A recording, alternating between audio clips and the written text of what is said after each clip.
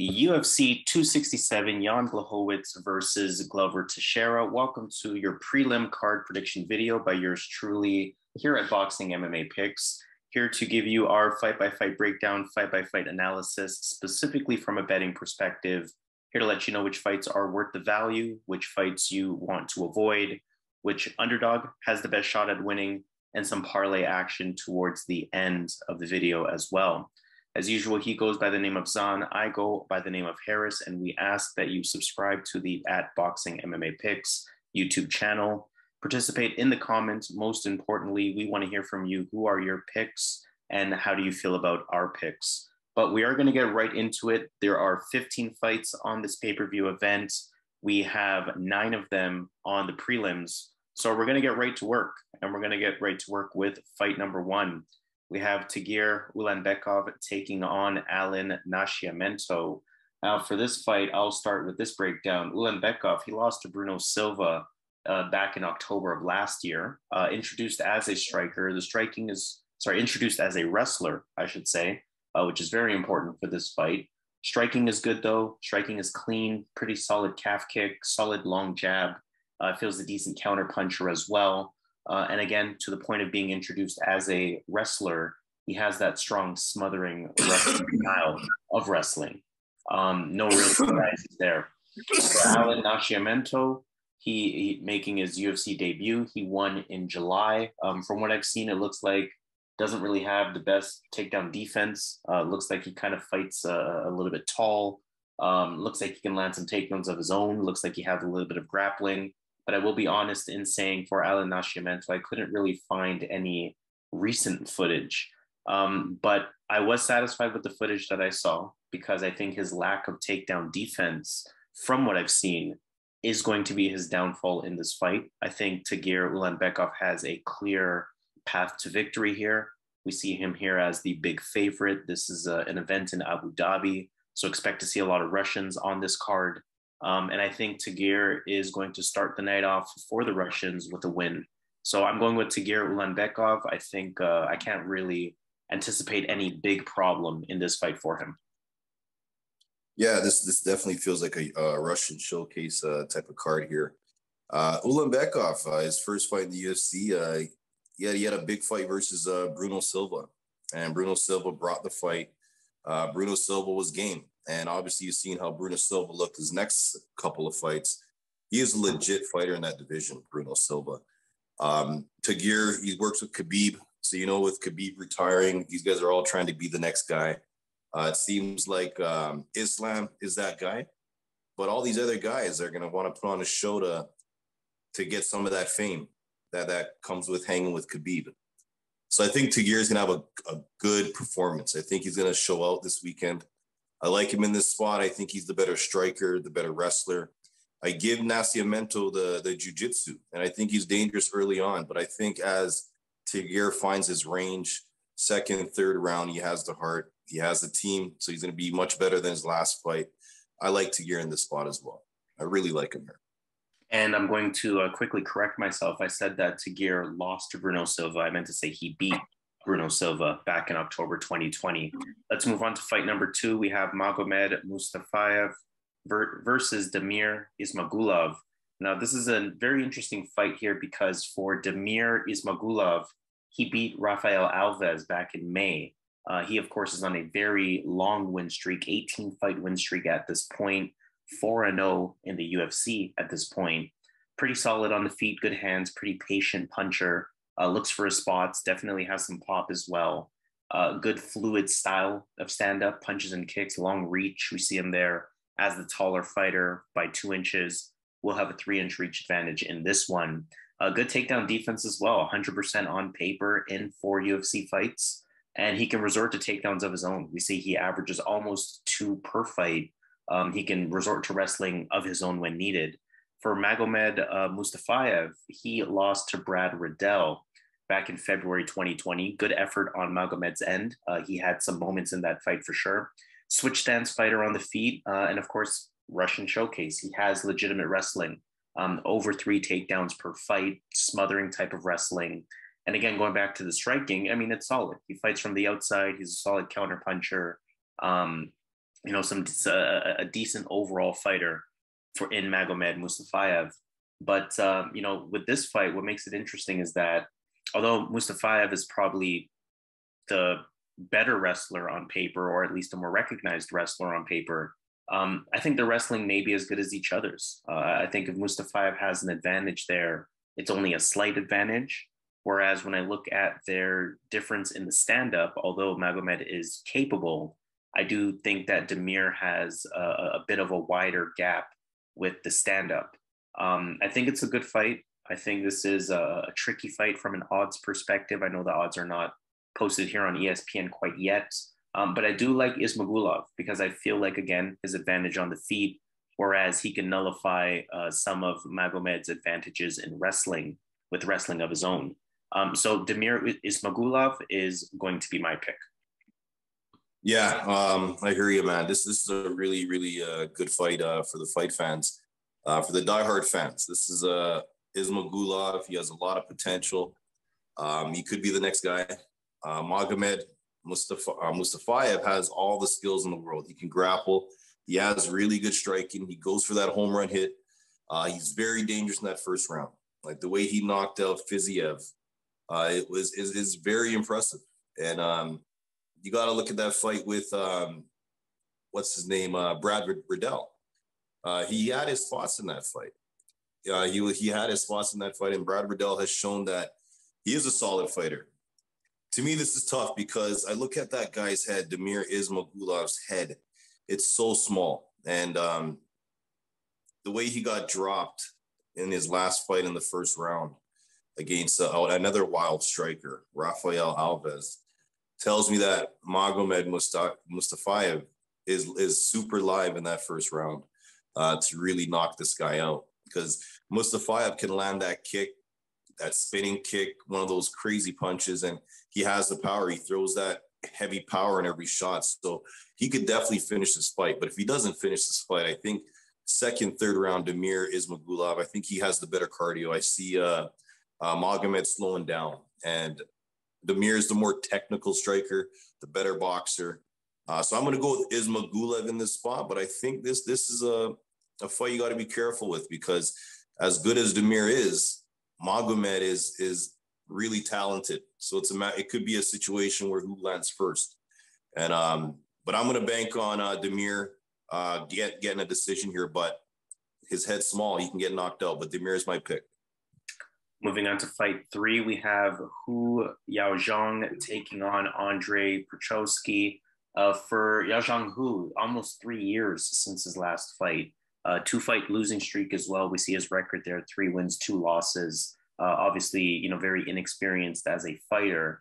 Hasn't really faced anyone with experience yet. But his size is interesting. 6'3". This is a middleweight fight. In his 2 fights in the UFC, one of them was at heavyweight, where he weighed 235. The other one was at light heavyweight, where he weighed 205, of course. Now this fight is happening at 185. So it's going to be interesting to see if this is more of a true weight class for him. Decent on the feet, decently dynamic. He mixes it up pretty well. Decent pop, good calf kick. I've seen some spinning kicks out of him as well. Decent clinch, good head position. Actually has a Greco-Roman background. He's a silver medalist in that. So he is credentialed, has toughness, has heart.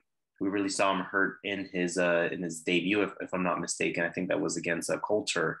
But he never gave up in that fight. He stayed in it, he's willing to engage. He showed that toughness, didn't get the win there, but definitely showed the heart in that fight. For Andre Petroski, I mean, it's evident that the UFC is trying to push him. We know that he made it to the Ultimate Fighter semis. We know that they thought he was going to win the entire thing. He won his debut versus Michael Gilmore, who was another Ultimate Fighter fighter. That was back in August. He is a southpaw on the feet, really likes the body kick as a southpaw. However, he is going to give you primarily hands in the stand-up. Good aggression, good pace, can definitely wrestle, can definitely land the takedowns, decent top control, very comfortable on the ground as well. That I would say that's his strength. His cardio was quite concerning in his last fight, so he's going to want to definitely improve that. And because of that lack of cardio, you can't give Andre Petroski a confident pick here. But I do, again, to that point, I feel like this fight is tougher than it seems. But Petroski will still be my pick. I think, again, I think the aggression is going to work to his advantage. I think, again, the UFC really trying to push him is going to give him an advantage. I think they're giving him an opponent that is beatable, an opponent that is not experienced, an opponent that has yet to win at this level, whereas Andre Petroski has, despite whoever the opponent is. So, Andre Petroski is my pick, a hesitant pick at that. I don't think he's worth the odds. I wouldn't put him on a parlay, but I do think that he will get the job done. And the only reason that I'm cautioning him is because of those cardio concerns that I saw in his last fight. So I'm going Andre Petroski, but with some caution. I like Petroski in this fight. For me, Yaozong, who, even though he's a silver medalist in whatever wrestling, that Greco-Roman wrestling he was doing, when he fought Cyril Asker, he was giving up takedowns so easy. He made Cyril Asker look like a real black belt on the ground. And I was not impressed with his takedown ability in that fight. And he looks a bit soft as well. Like he's not in the weight room enough for it. I expect him to be in better shape now that this is at a lower weight class. But Petroski, I like him here to get the takedowns. First round, clear win. Second round, it may be a bit harder, but I see him getting a takedown around the third, fourth minute in the second round. And then the third round, it could get sticky. But if Petroski can get on top, I've seen him use that to get back his cardio.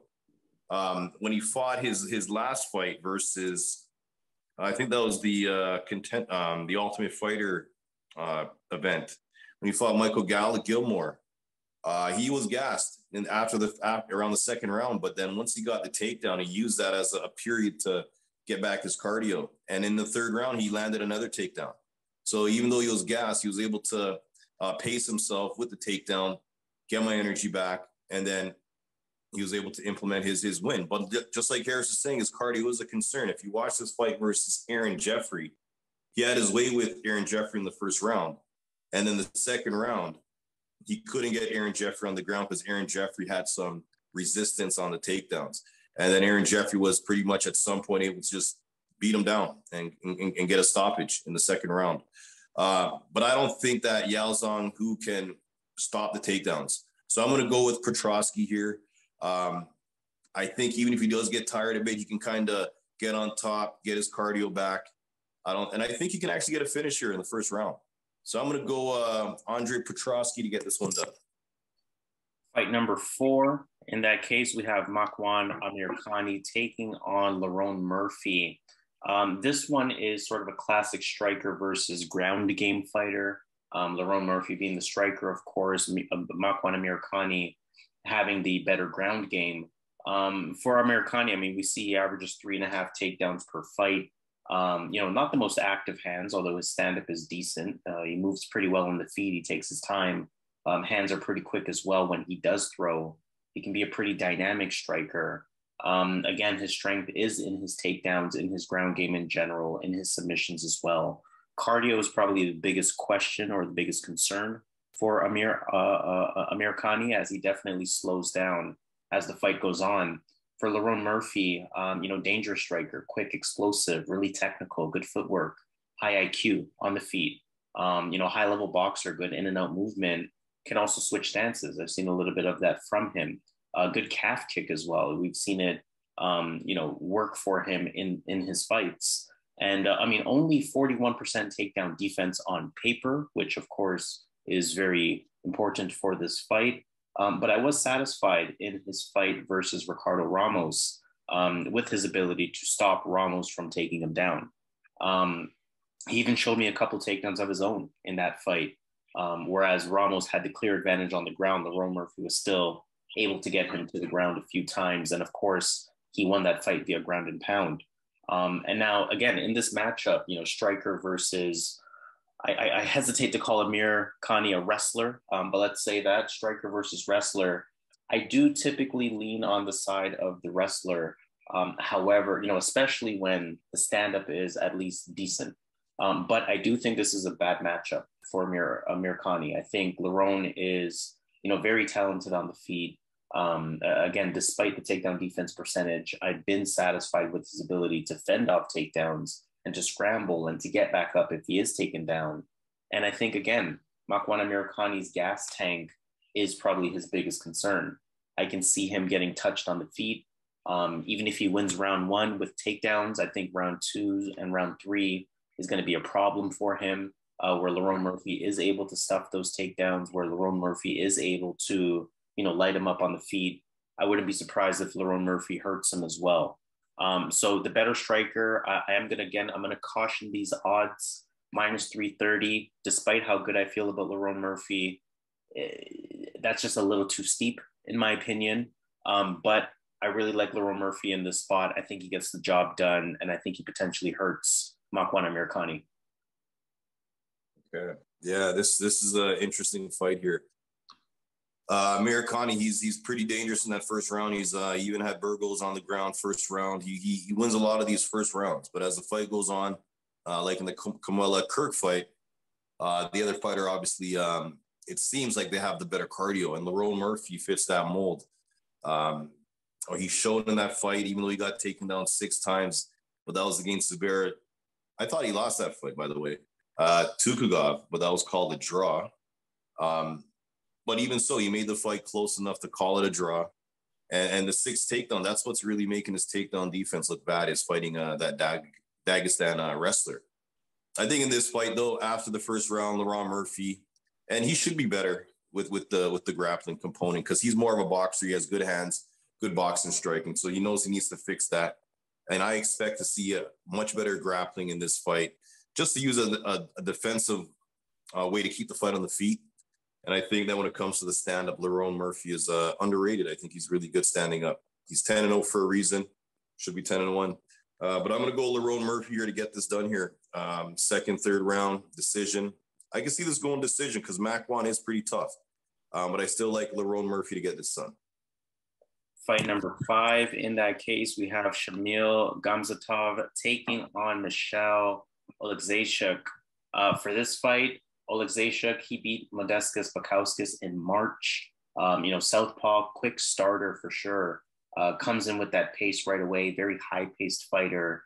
He's coming forward at all times, quite simply. Moves well a lot with a lot of head movement with his punches. Loves that left straight to the body as a southpaw. A bit undersized, though. I mean, you see him, he's not the most muscular person for light heavyweight. You could argue he can even make 185 and fight as a middleweight. But nonetheless, here he is in the light heavyweight division taking on Shamil Gamzatov, who hasn't fought since November 2019.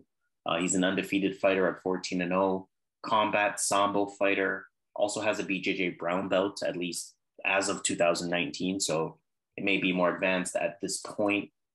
Solid striker, good kicks, good counterpunching ability, solid right hand, pretty snappy jab too.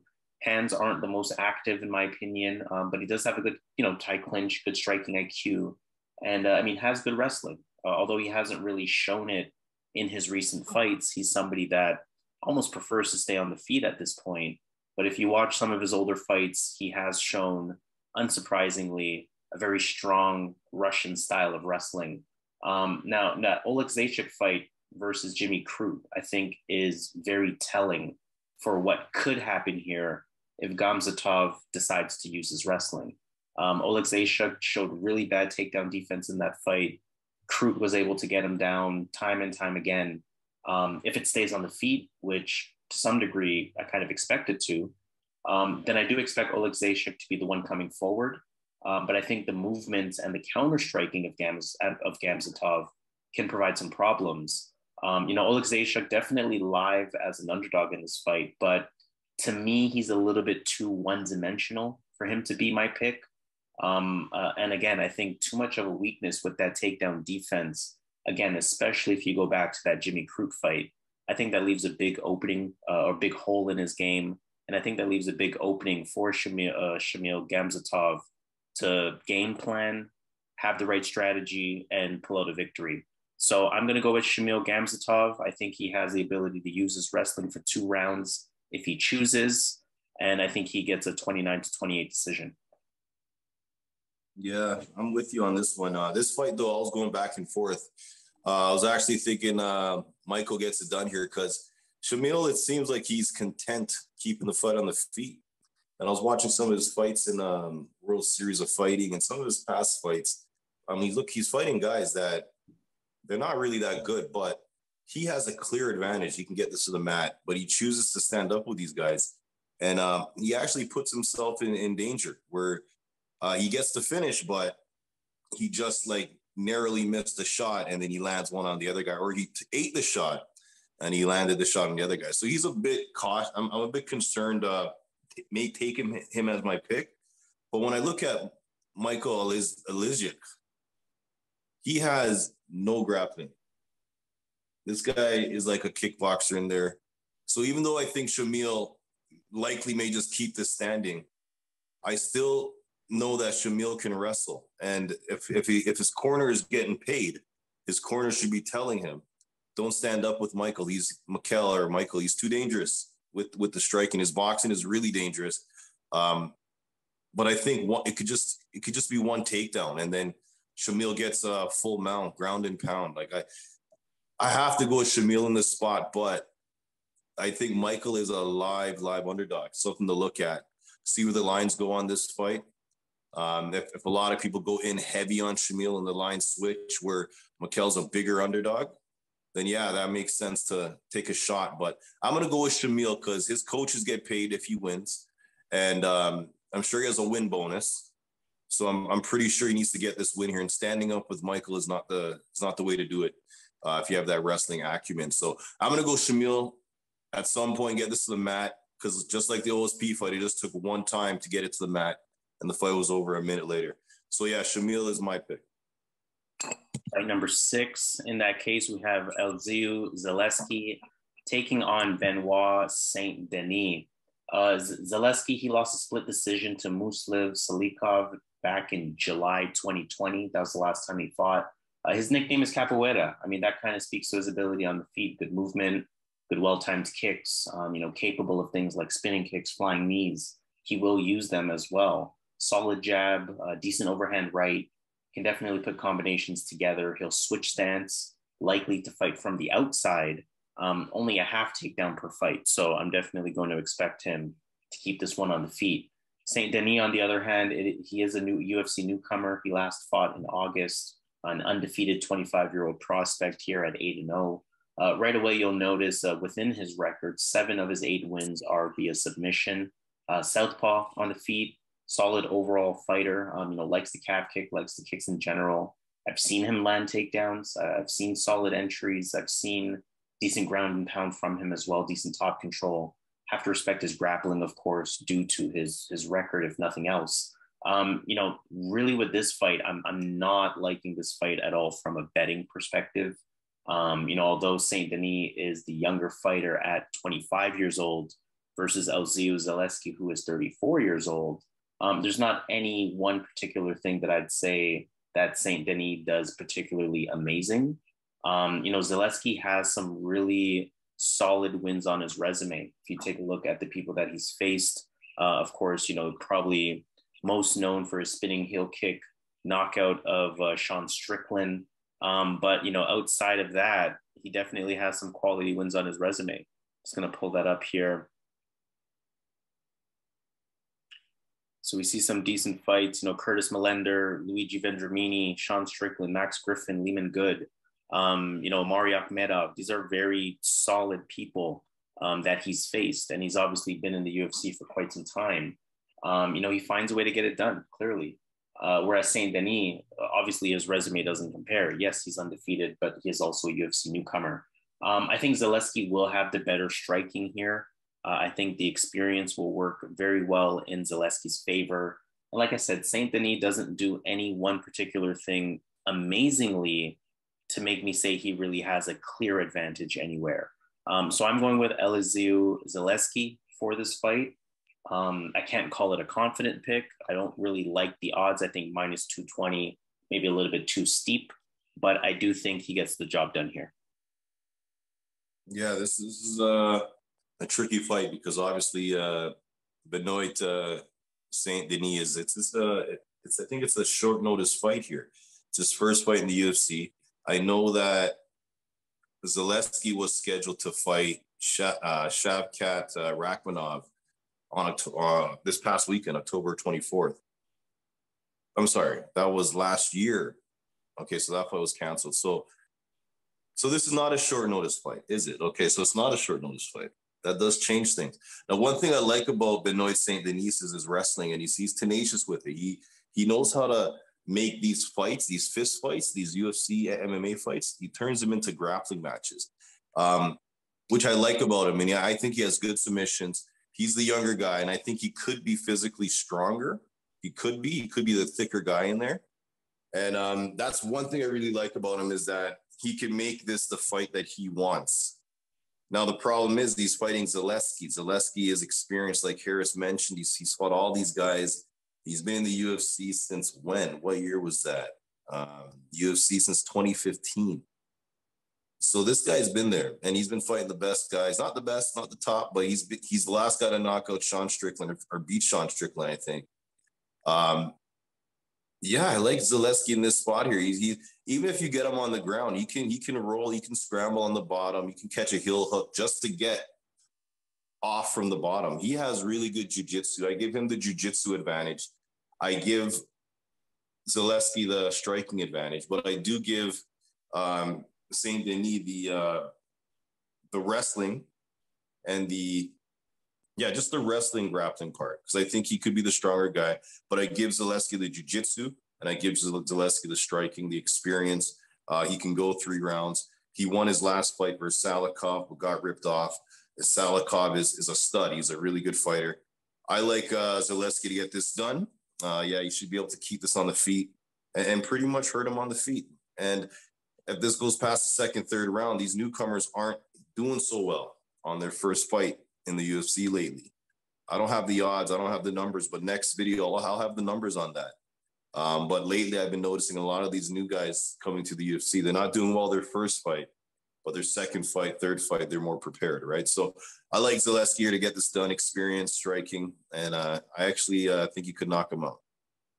Moving on to fight number 7, we have Albert Duraev taking on Roman Kopylov.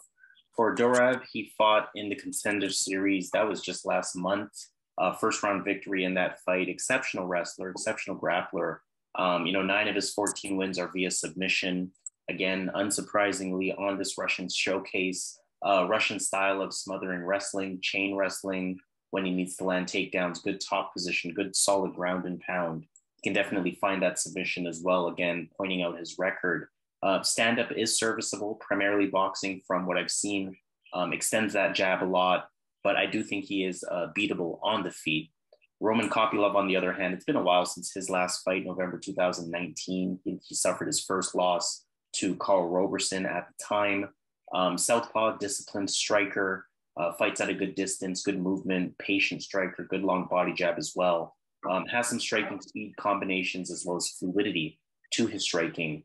But I'll keep my analysis short. I think although Kopylov definitely will have the striking advantage, there's a few reasons why I like Duraev in this fight. I think it's easy to pressure Kopylov on the feet, a bit more of a technician, fights from the outside. So it is possible to put that pressure on him, which I think Duraev is going to implement in his game plan. I highly question Roman Kopylov's takedown defense. And the reason for that is going back to his first loss, Carl Roberson was able to take him down in round 3. Carl Roberson's not a wrestling specialist. Carl Roberson was able to immediately find that rear naked choke and get a quick tap from Kopylov. So there's really no reason to think that Duraev shouldn't be able to do the same thing in terms of grabbing him, finding a way to get him down with his smothering style of wrestling, and then having his way on the ground. Of course, much different fighter. Kopylov was, more concerned with the stand-up threat that Carl Roberson was. But again, I think the fact that Roberson got you down in round 3 and made you tap within 30 seconds, that tells me that there's a big hole here for Kopylov's takedown defense. I think Duraev is going to be able to exploit that, and I think he's going to use it to his advantage to at least win for 2 rounds, if not find the submission. So Albert Duraev is my pick. Yeah, I hear you, man. And I like how you pinpointed that fight versus Carl Roberson, because before that, Carl Roberson got a takedown versus Kopylov, as Harris mentioned. The other takedowns he got in the UFC were against Jack Marshall, who's strictly a striker. And the other guy was Darren Stewart back in 2017. And those are the only takedowns he's able to get in the UFC. And he's fought 4, 5, 6, 7, 8, 9 or 10 fights already in the UFC. So Kopylov has no takedown defense. And he got submitted in that fight. He got submitted by a rear naked choke. Now, Duraev, he's been finished now. So there is a concern that this guy, he could be chinny, but he hasn't lost a fight since 2015. He fixed something. And who he lost to? He lost to Anatoly Tukhugov, who's a top fighter right now. A top fighter right now in Bellator. Going to be fighting for a championship pretty soon.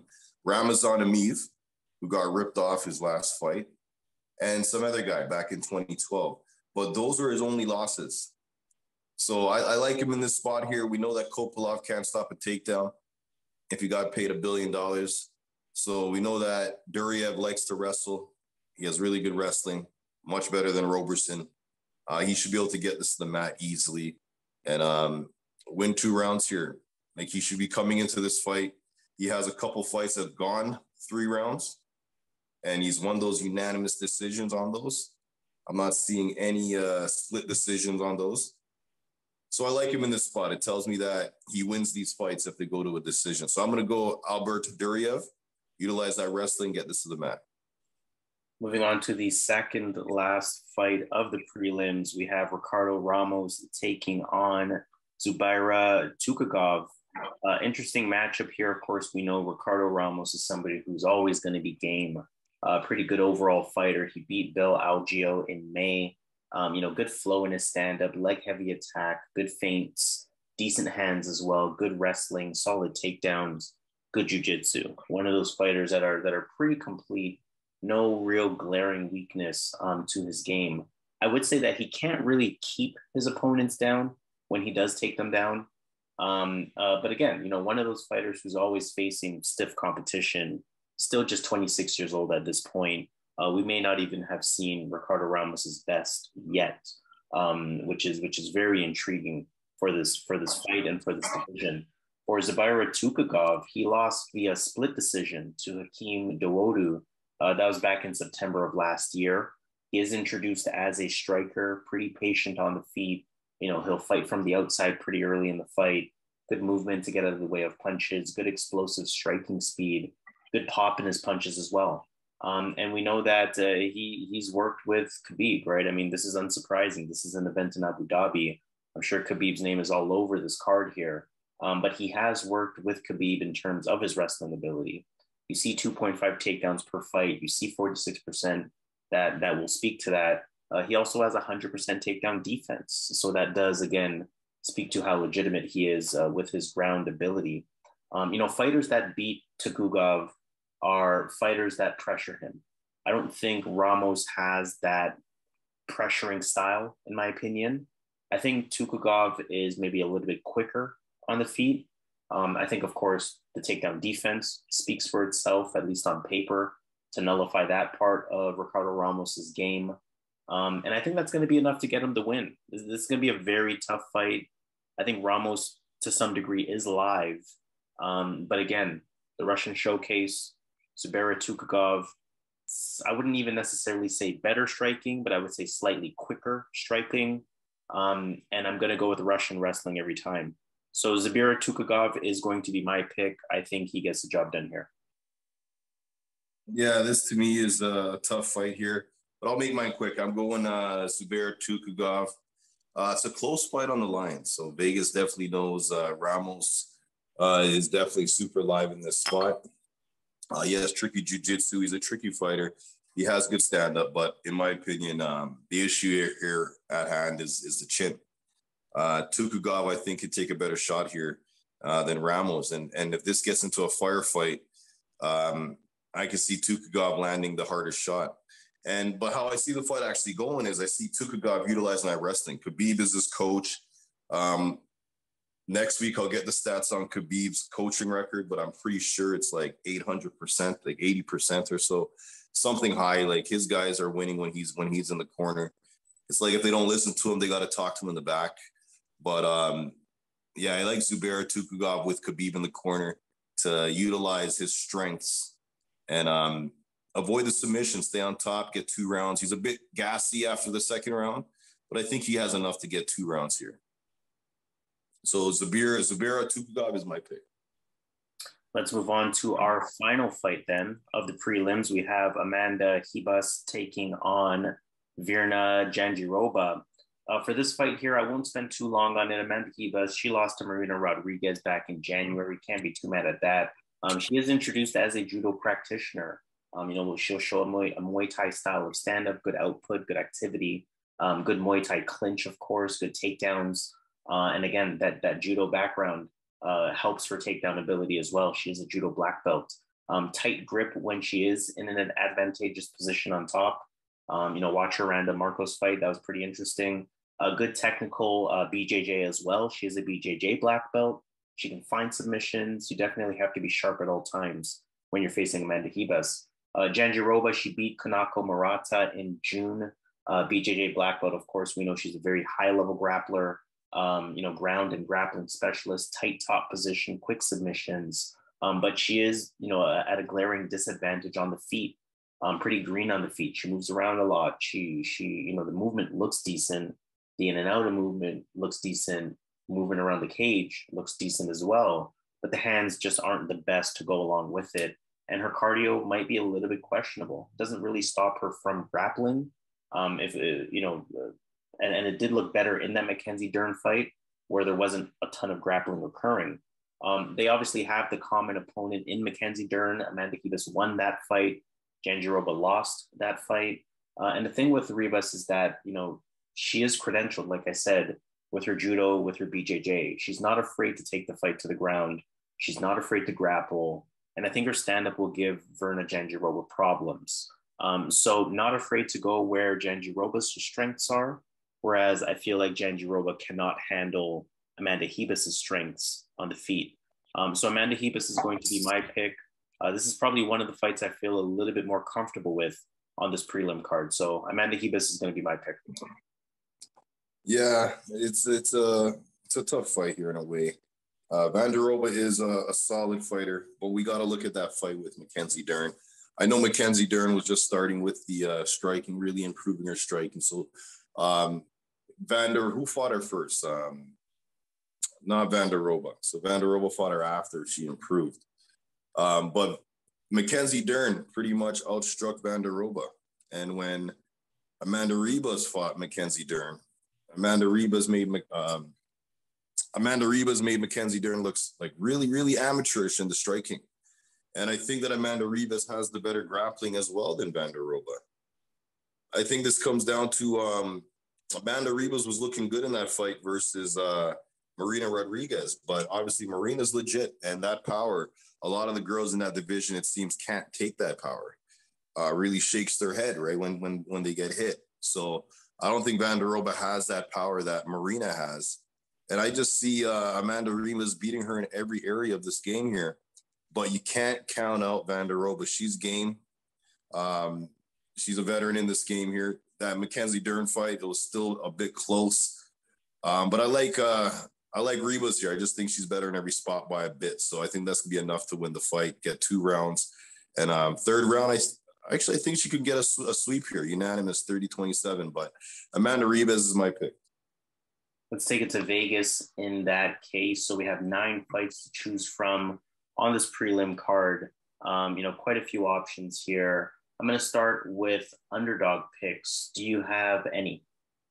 Okay, if I was to look at an underdog, I know I picked Shamil in my prediction, but if I had to look at an underdog here, I'll definitely look at Michael Oleksiejczuk. I think he has a good stand-up advantage here. After that, I'm not sure. That's pretty much my... And another underdog to look at is Ricardo Ramos. He's a legit fighter. He shows out some nights he's not. But I still took Zubaira Tukhugov, but Ramos can definitely show out. So those are 2 guys that I think that have a good shot at beating Vegas. Yeah, I'm going to echo that. I think those two underdogs are really the only two underdogs that I can see, having a really good performance and possibly getting the win. I mean, it obviously doesn't mean every single favorite is going to win.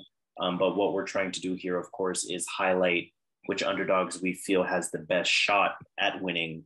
And those two would be Ricardo Ramos and Michał Oleksiejczuk. So I'll definitely echo that. In terms of favorite picks, I'll kind of go first here. There's a few fights that I'm taking a look at. I'm looking at Lerone Murphy. I'm looking at, let's see here. I'm looking at Amanda Ribas. And I'm looking at, where is that fight? Tagir, Ulanbekov. So those three fights, plus 168 on that parlay, $100 will return $268 for our bigger bettors. $250 will return $671. In terms of favorite picks on your end, which ones are you looking at? I like Tagir Ulanbekov. I like Damir Ismagulov. I like Albert Duraev. Albert Duraev. Okay. Okay, hold on. Take off Damir and put on Lerone Murphy. Because I'm telling you, man, Damir is skilled, but that small head, man. And Magomed, one shot, he has that kill. So I feel more comfortable with Lerone Murphy. All right, so Tagir Ulanbekov, Lerone Murphy, and Albert Duraev. That will be a plus 125. Of course, $100 will return $225. And my app here just messed up. So $250 we know is going to be a little bit more than a double up at that point. Let's see if I can get the exact number here. We have Lerone Murphy. And we have Tagir Ulanbekov.